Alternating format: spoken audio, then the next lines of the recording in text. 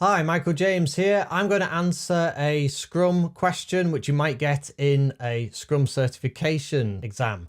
So this question is about Scale Scrum. So if you're doing any Scrum certifications like PSM or PSPO or from Scrum Alliance or any other type of certification, you might get a question similar to this. So we're going to go through it together. And we're going to learn a little bit about Scaled Scrum.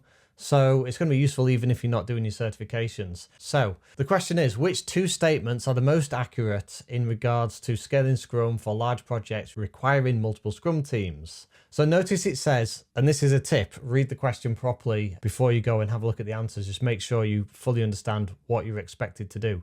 And in this case, we are expected to pick two statements which are the most accurate. And all of the answers might be correct. They might all be correct answers. It's just that we're looking for the two that are the most accurate. And you will see these kind of questions come up in the assessments. So let's have a look at the answers and see which ones we think, or which two we think are the correct ones. So the first one is, a person focusing on the sprint backlog of a Scrum team is often more productive than that same person working on multiple Scrum teams at the same time.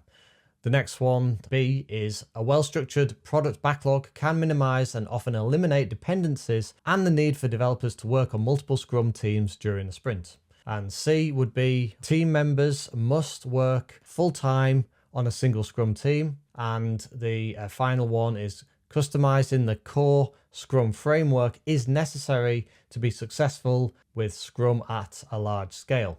Okay, so which two do you think are the most accurate out of those four? What I want you to do is put the two that you think are the most accurate in the comments of this video. And I will have a look at the comments and I'll engage in the comments there. Once you've had a go, you've put your answer in the comments, go to my next video where you will get the answer and I will actually explain why they are correct or not correct. So have a go now and I'll see you in the next video.